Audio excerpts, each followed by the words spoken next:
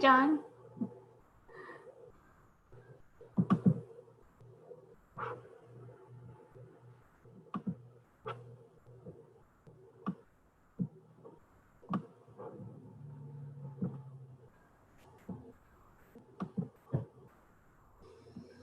Okay, so hi, John. Welcome to our Internet Safety and Security program. Our presenter will start shortly. We're just hopefully waiting for a few more people. Just so you know, we can't see or hear you. So if you have any questions or anything like that or any comments, feel free to put them in the chat and we can answer them towards the end of the presentation. So welcome and thanks for joining us tonight.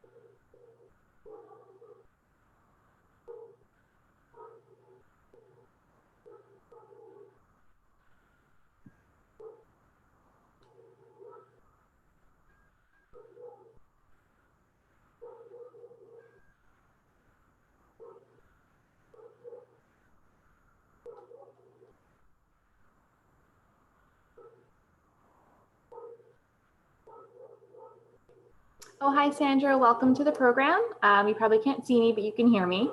We're going to get started in a couple of minutes, but I just wanted to let you know that we're on Zoom and we cannot see or hear you. So if you have any questions during the presentation, feel free to leave them in the chat and we'll answer them at the end of the presentation, or if it's really pressing, I might interrupt and we'll ask them during. So just stick around. We'll be starting in a couple of minutes.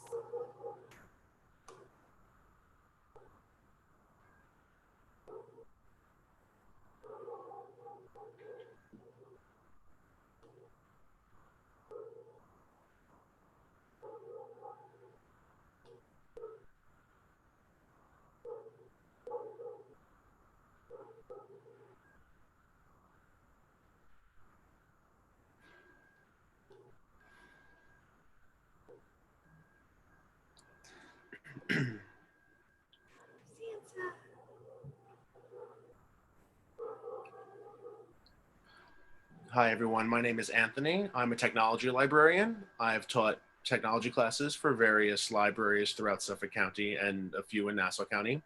And this is my newest class, Internet Safety and Security 101. So, I'm very happy to do this class. Feel free to type any questions you may have in the chat, and I'll gladly get to all of them when the moderator lets me know. Okay? So I'm going to wait a minute or two, and then I'll start the presentation. And like I said, any questions are totally welcome, so feel free to ask them.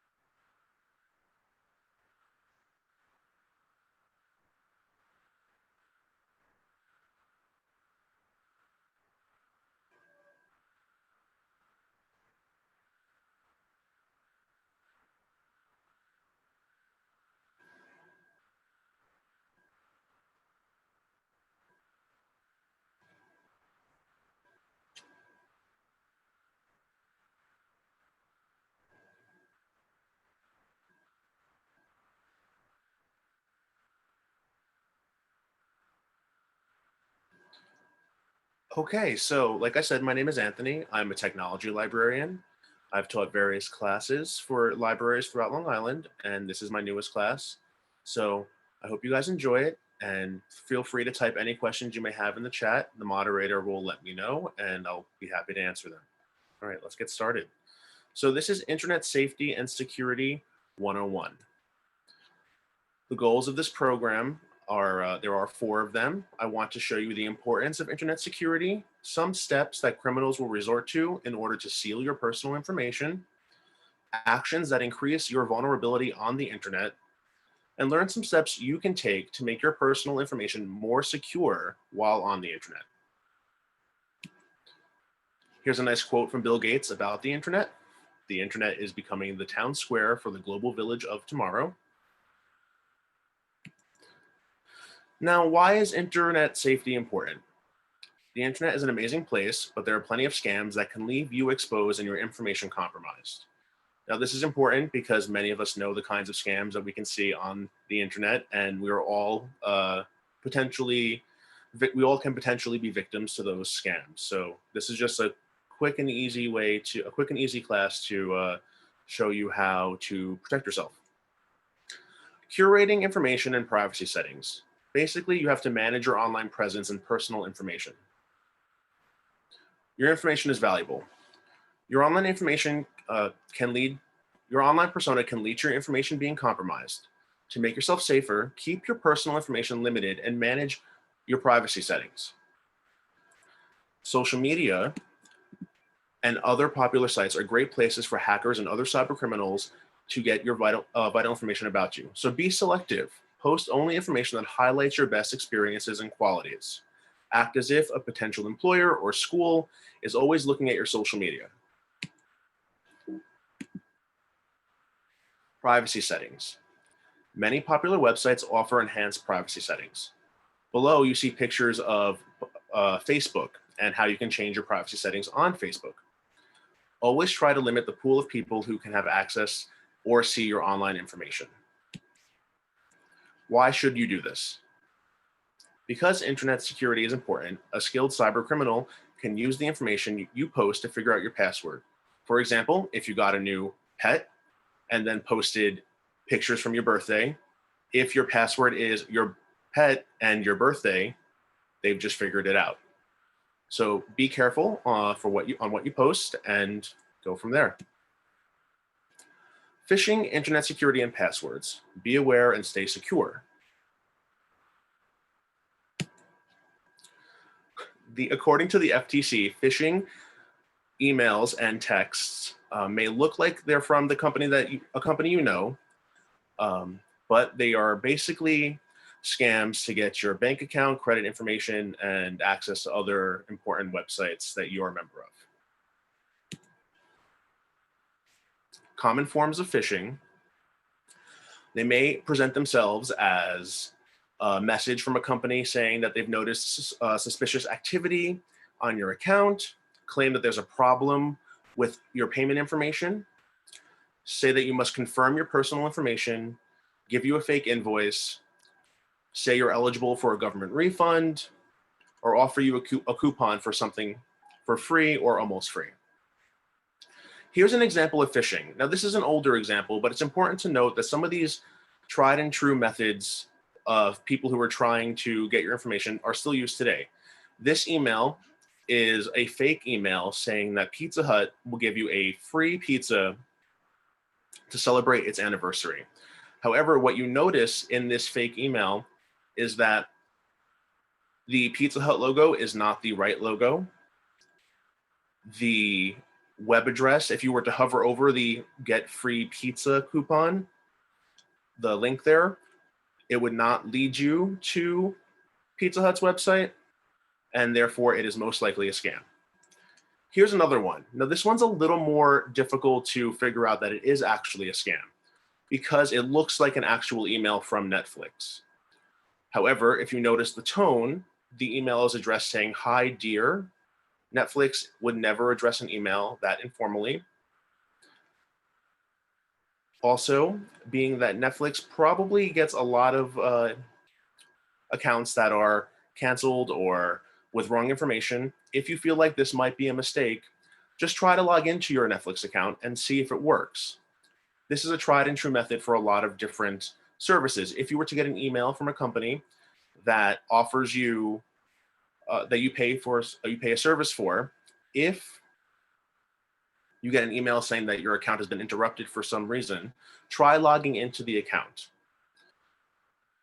If you can log into the account, it probably is that this email is a scam and you should probably ignore it. Also, if you would try to contact the company, use the number or contact information that's on your billing statement. This is important because that information has been verified by the company, and that's the information that the company would like for you to contact them by. Basically, if it looks good to be true, it probably is. If it looks like a scam, it probably is. So here are some ways to make sure that what you're looking at on the internet is legitimate. If the logo looks correct, that's one thing. If you look at your bank accounts and you've noticed that there's some suspicious activity, that's important for you to call your bank about. If you have a question about an email you received or a text message you received, always contact the company directly using the contact information that's on your bill or credit statement. And sometimes these scam artists are not necessarily grammatically correct or might use an informal tone to lull you into a false sense of security. So if you see a grammatical error or it sounds like a very informal email, do not believe it, contact the company directly. Now, internet connection security is very interesting because there are a few ways to go about making yourself more secure while surfing the web. First off, you have Wi-Fi, which we know is wireless internet. Then you have a VPN, which is a virtual private network. And then your antivirus software. As I said before, Wi-Fi is wireless internet. But then watch out for public Wi-Fi. A lot of your information that you use on public Wi-Fi is not secure. So I would not necessarily recommend doing banking or taxes or any sort of very personal information on a public Wi-Fi network. A VPN, or a virtual private network, is a service that you usually pay for, and it hides your location, makes you anonymous on the web, and you can use it to bypass censorship. It also encrypts all your data over the internet and protects you from various malware threats. Like I said, this is a service you typically pay for. So if you find a free VPN, it usually will not be as secure, and usually it's not one that you can entirely trust. The downsides of a VPN: it can make your internet connection speed slower. Some websites block VPNs from accessing them. And like I said, free VPNs are usually scams and do monitor your information, so be careful. Secure websites: we've all noticed that at the top of a web address bar, there's something that says HTTP or HTTPS. The S stands for secure. This ensures the user that the website that receives your information is secure and that the info they receive is encrypted.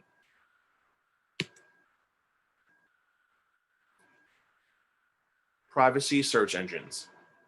Now, a privacy search engine is usually a web browser or a search engine that you can go to that makes your information more anonymous or does not store your information. One of the more prominent examples of this is a service called DuckDuckGo. It's a website, duckduckgo.com, and it does not store your IP address. It does not take any log user information, and it only uses cookies when it needs to. A lot of people use this service to make themselves more anonymous on the internet and also to keep their information more private. If you're using a mobile device, DuckDuckGo does have apps only for the iPhone and for Android phones, but you can go to your app market and download the apps. Now, be careful what you download. Just because you can download it doesn't mean it's safe, especially on your phones. Common apps are often apps that offer you services that your phone can already do, like many times a flashlight app is an app that carries malware on it, and you don't really need a flashlight app because your phone already has a flashlight app pre-installed, generally speaking. Passwords. Now, we all know you need a password, but what makes a password strong? Typically, a strong password is 15 characters or more, has numbers, case-sensitive letters, and punctuation. Do not put numbers in sequence, and do not use easily searchable information. This is an example of what I mentioned earlier in the presentation, which is that if your social media presence has a bunch of personal information about you, and then your password uses that same information, then your information, your accounts and such can be compromised. Feel free to consider a password manager program to assist you in generating, storing, and encrypting your passwords. Generally speaking, a password manager is a service that you pay for. I've already gone ahead and messaged the moderator a link to an article listing 2020's best password managers, and she said she will be mailing them out to you after this program. Now I'm going to open the floor up for questions. So when the moderator comes back, I'm sure she'll let me know, and then we'll go from there. All right. Thank you, guys. Okay, so I put the links for DuckDuckGo in the chat, as well as the link that Anthony mentioned for a password manager. And Sandra would like, she's a little behind. She wants you to explain a little bit further about what a VPN or a virtual private network is. Sure. A VPN is a service that you pay for. It allows you to access the internet in a more anonymous way. Now, there are many VPNs that you can get. Typically, I would not use a free one. So if you went to Google and searched VPN, you might see some free ones. That one is not, those are ones I would not use. Oftentimes, a virus protecting software company like Norton offers a VPN that you can use as well. So that's something to look in. So if you have Norton antivirus as your computer's virus protector, oftentimes you could pay a few dollars more per year and get a VPN through them. Right, and can you speak to the, like with the password? So can you explain further, like how does a password manager work? Are you able to explain that a little bit further?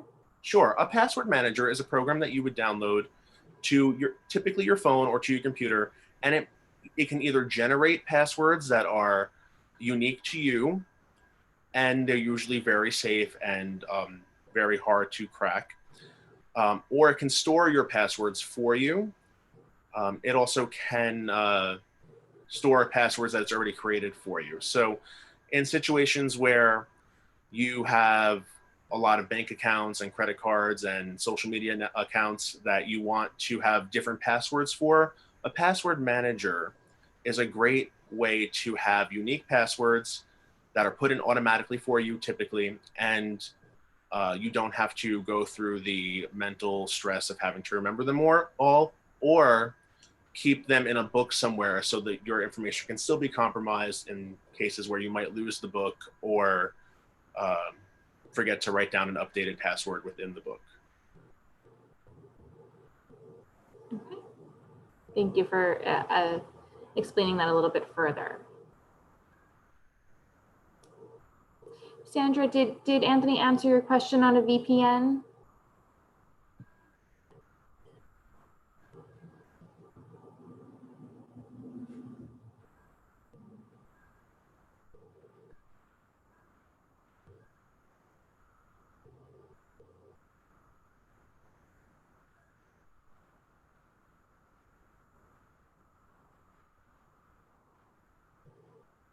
Okay, so you don't necessarily need a VPN.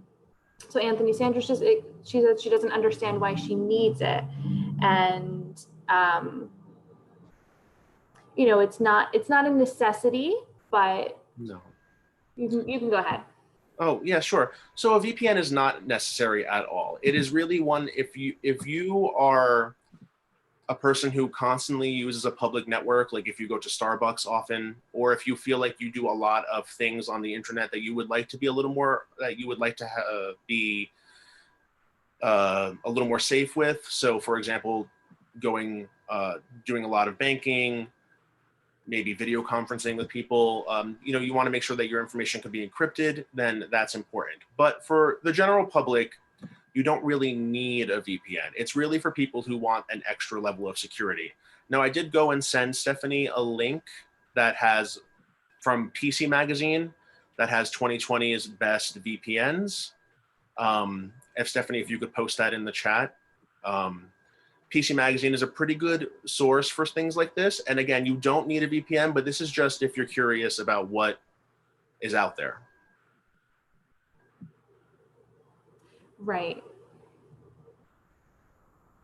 Yeah, it's something that not everybody knows about. So it's an interesting concept for somebody who might be in better need of privacy. So VPNs can be helpful.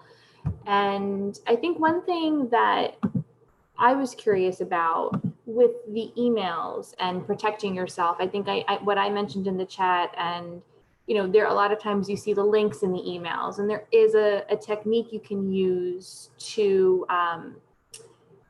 kind of figure out if the email, like another method that I've learned and I've used for people is to hover your mouse over a link and read the text that shows up. I don't think that was mentioned. And that's just another tip that we can provide. And a lot of times the links in those phishing emails are going to direct you somewhere you don't want to go. It's going to be a website that you don't recognize.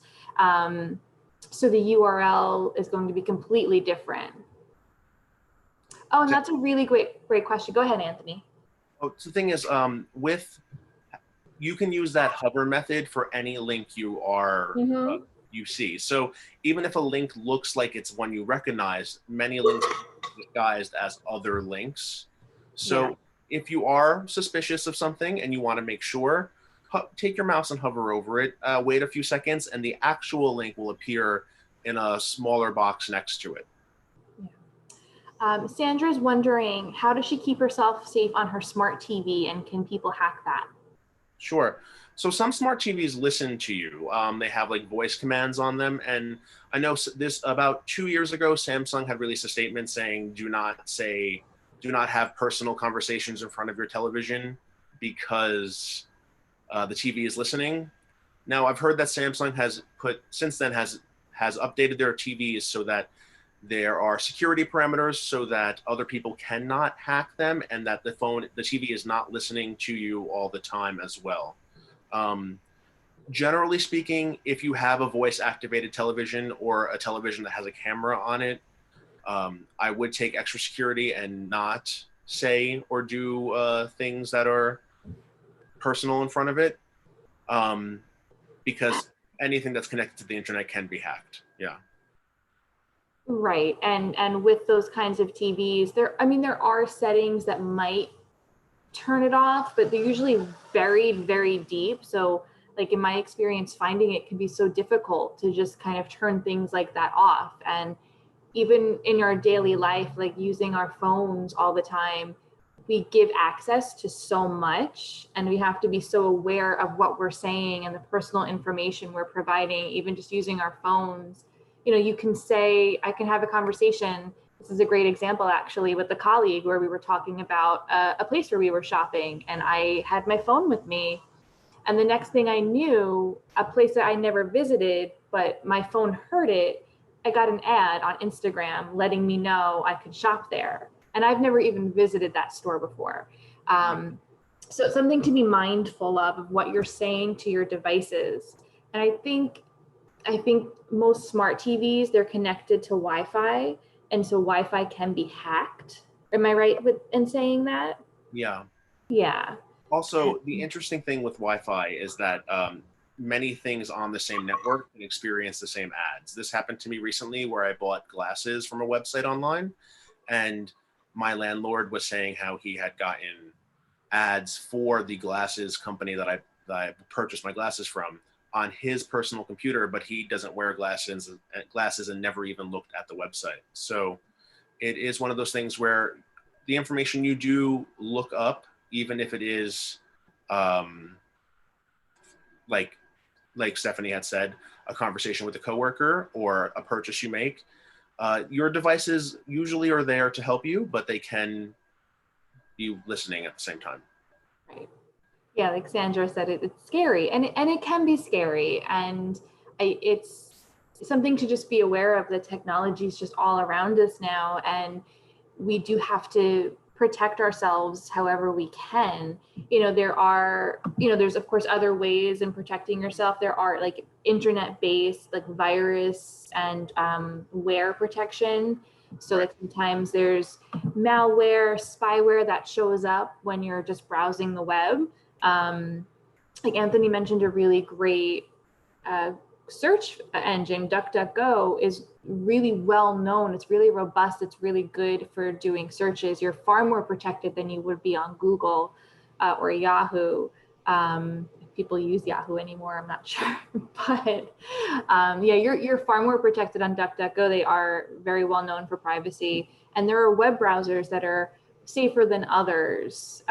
Like if you're still using Internet Explorer, from what I've read and what I've heard, and I think Anthony could probably speak to this too, Internet Explorer isn't even being supported by Microsoft anymore. Am I right in that? Yeah. Microsoft Edge is supposed to be taking over Internet Explorer. Mm-hmm. I wouldn't be surprised if with the newer Windows updates, we'll see Internet Explorer being completely phased out. Yeah, and I still don't even know like how safe is Microsoft Edge. Yeah, Sandra. Well, Sandra, I'm glad you don't use Internet Explorer. And I do wonder, like, should I be using Microsoft Edge because I just know how unsafe Internet Explorer was. I know a lot of people who are concerned about their privacy and security tend to use a browser called Firefox. Yeah. And I think I personally use Chrome, and I know that I probably shouldn't. So Anthony, what do you use? So I use Chrome, I think out of habit. I think most of the computers I've owned or most of the places I've worked have had Chrome on it. So I'm kind of used to the ecosystem of that web browser.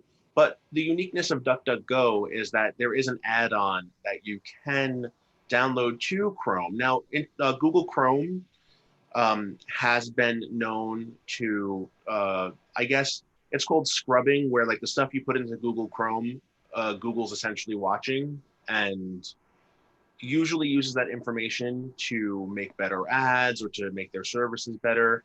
And typically it's not a terrible thing, but if you are a person who values a little more privacy while searching the internet, you can download an add-on to Google Chrome that is a DuckDuckGo add-on, and it will give you an extra level of security. And if you click on the DuckDuckGo link in the chat, if you are using Google Chrome and you click on that link, it will give you directions on how to download the DuckDuckGo add-on. Yeah, that's a great tip. That's a really helpful tip, I think, if you're looking to try something. So Jim's asking, if you go incognito on Chrome, does that actually prevent Google from getting information from you? That's a really good question. That is a great question. It does not. Google can totally still get some information on you.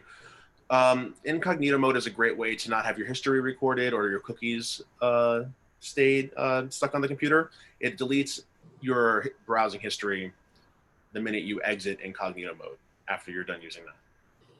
Okay, so what's a cookie for anyone who doesn't know? Sure, a cookie is a small bit of data based on the website you're going to or the information you put in that sort of stores a little bit, it's like leaving a trail of breadcrumbs between you and the website. Typically, a cookie is not a bad thing. In fact, it's used for like password storage or quick access to websites, but it can, and it's used for like how websites get data on you to make services better. But it does make people nervous, and you can delete your cookies, but oftentimes people don't.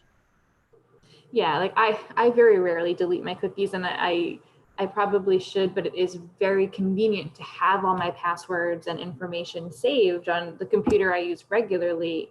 I don't share it with anybody, so at least I'm not worried about it being in public. But it's something to think about too. Like there's so much of our information that gets saved, and it's sort of daunting to think about, I feel like. and cookies are very helpful, and autofill forms are very helpful. I don't know if anyone knows what autofill forms are, but that's something to think about too, right? Right. I mean, autofill forms are great because if you are, and cookies help with that. So if you are a person who maybe you're applying for jobs and you are oftentimes putting in your address over and over again, an autofill function will just put in your address for you and can save that time. Now, this is the price of convenience, is your information gets stored, your information can be accessed by usually you. As Stephanie said, she doesn't share her home computer with anyone, so the information stored on it is generally only for her use. But if it were to be hacked, it can be fall into nefarious hands. However, it is not a bad thing. I use autofill on a lot of things because I do enjoy not spending a few minutes typing in things that I can type in over and over again. Um, but that's a personal preference. It's the price of convenience in many cases, but also it's not the most insecure thing. Right. Yeah. It's hard because sometimes you hear about hackers and phishing, and like you hear all of these terms, and it just kind of um, makes you very paranoid. Like I just keep thinking, who's going to hack in, or if I'm accidentally on a vulnerable network, like if I go on a public network, like I think of like the optimum hotspots and how secure are those. I don't know Well, 100%. that's a really good point. For those people who are on public networks often, like an optimum hotspot, or if you're going to a cafe, um, if you're doing online purchasing or online banking, specifically if you're doing like Amazon or another vendor, try using PayPal or something like that. PayPal encrypts your purchases so that there is no credit card information being exchanged with the vendor over a network. So if you are on Amazon or if you are on eBay and you want to purchase something, putting in PayPal information means that the vendor gets the money deposited in their account, but there's no record of the credit card or bank account information. And so that is an extra level of security if you are thinking that you do a lot of purchasing over public Wi-Fi and you want to be a little more secure. Right. And then can you just speak on encryption for those that sort of have an idea of what encryption might be like, in sort of nebulous terms, like what that might mean? Right. So if something's encrypted, that means it can't be um, like unscrambled and figured out. For example, if your banking account information is encrypted, that means that the information is unique to you and that no one else can access it. Or if they could access it, it would take thousands upon thousands of man hours and really sophisticated technology that no one really has. So if your information is encrypted, really it means that it's very, very safe. And we want that. Hmm. And then Jim was wondering if he has passwords on his personal Wi-Fi at home. Are those easy to hack? If your password network has a secure if your Wi-Fi network has a secure password, it's pretty safe. If I had a home network, I probably would not have a simple password or no password. I probably would have, like said in my slideshow, at least a home network with 15 characters or more and some punctuation and numbers and such. Yeah, I feel like our Wi-Fi networks should definitely have a password. It's just so important. And like your password tips were so helpful because it's the whole example of getting a pet and posting that on social media and your birthday and all of that. Or, if your kids' names are out there and hackers can connect any of your family members. I do know people that use their children's names and, the year that they were born, and that information is easily available publicly for a lot of people. So it's so important to make sure your passwords are things that maybe not even your family would know. Right. Yeah. And even for things that aren't necessarily top tier or high priority in your life, like your Netflix account, you may not want people knowing what you're watching on Netflix, or you may not care. But if you are the only person using a Netflix account, you don't want to make that password easily obtainable by someone else. So something like as benign as a streaming service can still the information you use for that is still worthy of protecting. Right.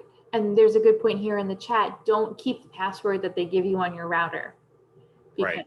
anyone could have seen that. Sometimes the passwords are available on the box. And so if someone's browsing and they're writing down passwords, just like how people take gift card numbers and they'll use those gift card numbers once they get loaded, like it's very similar. It's so difficult because I feel like there's so much information that you need to know, and you just get so overwhelming with internet security. Absolutely. Someone said in the chat, that happens. You mean with the gift cards? Yeah, that happens. There's gift card scamming. There's unfortunately all sorts of scams, and it's not even just limited to the internet. Now we sound like it's a scary world. Mm-hmm. Absolutely. Mm-hmm. Yeah, and I mean, when it comes to Wi-Fi passwords, you want to make it a meaningful password, so something that you would remember. But you also, if you're sharing it with people who live with you, you want to make it so that they also remember, but that your family or friends understand that that information is something for people that you trust or they trust. You wouldn't just offer the Wi-Fi password to, I don't know, a repairman who's in your house or something like that, because you don't really know this repairman, you know? Right. And I think like my router is very new, but it allows me to have a guest, has guest Wi-Fi, so that I can create a separate, like in a way, like a separate network just for people coming into my home to access my Wi-Fi. And they aren't able to get on my main network. So you can't, they won't be able to hack it as easily. Right. And then it's not stored in their phone, because if their phone or device gets stolen and someone comes near my house, they could easily get into my Wi-Fi by using that device, because it's a saved network. Right. Specifically with Wi-Fi and passwords is that as long as you follow guidelines with where you feel confident that the password cannot be figured out, so 15 characters or more, numbers and punctuation, make it case sensitive to a point where you have multiple capitalized letters. And also do not make it easily searchable information. As I said in the slideshow, or even Stephanie mentioned with people using their children's names for passwords, these are things that we all do. We all have made a password that is indicative of someone who's important to us or an event that's important to us. But that makes our information compromised. So make it a meaningful password, but don't make it an easily identifiable or solvable password. Right. Yeah, definitely. Sandra says we are doomed. I've been a little pessimistic lately. We were actually talking about this earlier, but I think if we just try to be aware of the world around us and recognize that, technology can be scary and it could lead to some nefarious things, it does have the power to sort of bring us together. So, I know, Sandra, it really does feel like it sometimes, but, if we're aware, like, you coming onto this presentation, even if it's something that's brief for you, it only takes up a half hour or 45 minutes of your time, you're still coming out of this a little bit more aware of what's going on in the world. And it could help you, and then you learn something, and then you tell somebody else who might tell somebody else, and you never know how you could be helping other people too. Oh, and you're welcome. I'm glad you were able to join us, Sandra, for this program. One thing I wanted to ask about, are you able to explain, I don't know if this is something that maybe Sandra or Jim or John have heard, but like what two-factor authentication means? I know they use it a lot on like Apple devices and emails. Is that something that would work for security? Absolutely. Two-factor authentication is when you have 2 points of entry that need to verify each other so that you can access information. The case in point would be your email. I have two-factor authentication on all of my emails, which means that when I sign into my email at my home computer or a computer at work, or if I'm on a guest's friend's computer or on a guest Wi-Fi network, when I type in my password, that's one authentication, but then it will ask me for a verification code that's typically sent to like my cell phone or another email address.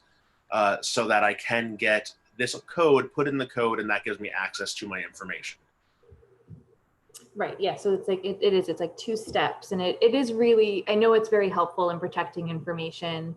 And a lot of the time, like when I go on a public computer, um, if I sign in, I try not to sign into my bank at a public Wi-Fi, even at like work. I definitely don't want to do it at work, but I really actively try to only use my bank information at home if I can. Even on my phone, it's so easy. I have my bank app. I could just sign in from anywhere. But then I think, well, who could be right near me? It's a little bit scary. But what I like is that a lot of these websites are asking you to have a code emailed to you or texted to you, so that you enter in that code. And that is, I think that's an example of two-factor, or is similar at least, right? Right. Yeah, I mean, two-factor authentication can be, typically that is the most common way of doing that, the most popular way of doing that. Google is known for doing that on a lot of their Gmail accounts. Yahoo, I think, does it as well, if you're talking specifically about emails. I know TD Bank does it. Yeah. So a lot of big companies do employ that method. Mm-hmm. Teachers does it too. Even my Kohl's account, I signed onto it on a computer that it's my own personal computer, and I went to sign into my Kohl's account, and even Kohl's asked me just to confirm my identity. And I do like that, because there's so much, we hear so frequently about identity fraud, and it's a scary world sometimes, especially in the internet world. And I feel like there's just not enough that you can do, or not enough that to protect yourself. What about, like, I'm just thinking about pop-ups and ads and things like that. Is there a way that you know of that could maybe stop those? Because those are privacy-based too, I think. Yeah, sometimes they can be, most certainly. And you can download add-ons to your web browser, just like the DuckDuckGo add-on, that will block pop-ups and other annoying advertisements. Now, this is a newer thing that I've noticed, is that many websites that I frequent often have these little things that pop up saying that due to my pop-up blocker, I'm stopping that website from getting ad revenue. And so they try to like guilt you into disabling your pop-up blocker for that website. Mm-hmm. And that's a personal choice for you at that point. If you really want to give that website ad revenue, then you can disable it for the time you're on that website. But when you leave that web page, it will turn itself back on. Right. And I mean, some pop-ups are good too. Like Middle Country's catalog, when we place holds, sometimes we have a little pop-up that comes up, and it gives you a full list of all of your holds. So, and that's actually a good pop-up. But so it's hard sometimes, I feel like, to differentiate between the good pop-ups and the bad ones, and it's something trying to get into your computer. So I feel like using a pop-up blocker is good. Ad blocker is a little bit complicated because of what you said. We're starting to get denied access to websites because we're trying to block these ads that are just so blinding sometimes, or they're on autoplay and you have all these videos playing. And that can be tough too. So Jim I think that, go for it. Okay, well, Jim has a really good question. You always hear that Apple computers can't be hacked. He's had one for years and never had an issue. Is it possible for Apple computers to be hacked? Yeah, general rule of thumb, the more popular a service or web the more popular a computer becomes, the more popular I guess what I'm saying, the more popular a computer becomes, the more attention it gets, and the more attention it gets means the more negative attention it gets, and the more potential security risks it happens to incur. That being said, yes, Apple computers can be hacked. Yes, they can get viruses. You don't hear about it that often, but it is still important to get a firewall on an Apple computer, whether that means you have a Norton antivirus service or something to that effect. Yeah, they definitely can be hacked, and you should have a firewall and virus protector on them and such. Apple, I'm very much a Windows user, so I actually don't know the answer to this question. Do Apple computers come with a firewall? Like Windows computers have firewalls built in, that I know. Do Apple computers have them built in? I'm using a Mac right now, and I've never actually checked, but I would assume that they do have some level of security.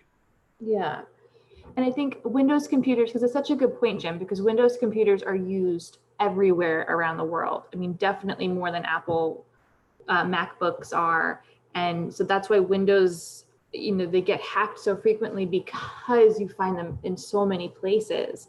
Whereas Macs, because they're more expensive, because they're focused on a specific audience, I think they definitely don't get hacked as much. But Right. just about anything out there, unfortunately, is vulnerable at this point. It's people are smart, they're getting smart. If they get bored, you know, Right. sometimes bad things happen. Right. The greater the install base of a computer, that means like the higher number of units sold, Right. the more attention it gets. And when a computer gets a lot of attention, um, that means people, like you said, get bored. They want access to information. They want access to things they can't necessarily have. So they do look for ways to get into your devices. It is scary, but it is the reason why Windows computers are so often hacked, because there are so many of them out there. So the more install base, the more information that's stored on them, and that means that they're more enticing for hackers to go after because of all the information that's on them. Keep in mind, our data is now worth more than oil or gold, which means that if whoever has access to this information has access to quite a bit of money. Right. Oh, that's a good point too. Yeah, our data is becoming one of the most valuable resources out there. Actually, probably is the most valuable resource out there at this point. And Jim's was wondering, as a follow-up to that, can phones be hacked? Homes? Yes, phones. Oh, phones. In a manner of speaking, sure. Like, you can download an application that monitors your activity or puts spyware or malware on it. Sure. Like I said earlier in this presentation, that certain apps, very common apps that offer services like a flashlight app, can oftentimes be loaded with malware that can either slow down your phone or take your information, Yeah. or it may just be nothing. But make sure that when downloading an app for a simple service like a flashlight or to give you the weather, make sure that the company that makes it is a company you trust. Case in point, if you're downloading a weather app, you should probably download one from like the Weather Channel or weather.com. I wouldn't download a weather app from a company that I don't know. Right. Yeah, no, that's a really good point. And I know the one thing I will say with like Apple devices, I think from everything I've read, they tend to be pickier with the apps that go on their devices. So those are less likely to be hacked, I think. Mm-hmm. And then I think like Android, like Google, I think is more relaxed. Unless that's changed, I don't know. But I feel like a couple of years ago, that's what I was reading. That's why maybe Androids are slightly more vulnerable, because Apple is very particular in the apps it allows. Right. That's exactly it. Basically, the flashlight app and weather app example I gave was usually seen on Android devices. I have heard of the occasional app that slips through Apple's security screenings or quality screenings, but usually find malware apps being installed in Android phones far more often than iOS devices. Right. Yeah. Did anyone have any other questions that they were curious about, even if it's, not directly related to internet security? Is there anything that Anthony could answer for you?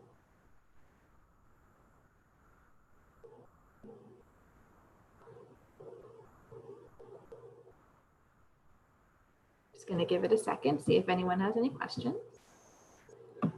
Any questions are welcome.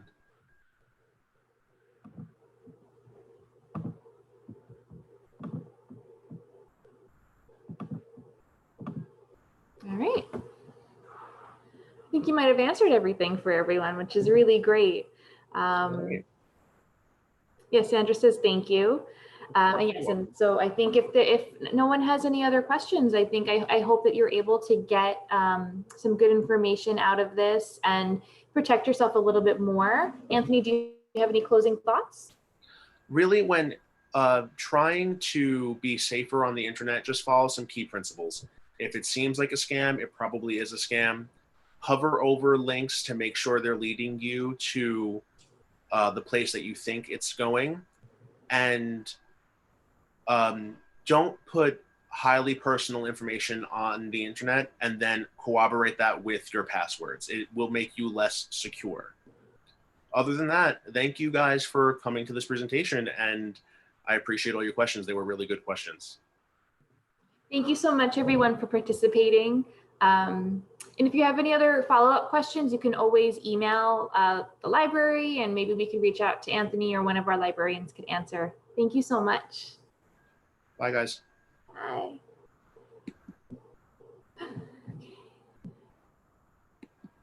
Jimmy's still here. Oh, no, Jim's gone now. All right. Why does it say attendees too? Yeah, that's weird. There's no one there, right? God, we've been hacked. Oh, wait, hold on. Let me stop YouTube.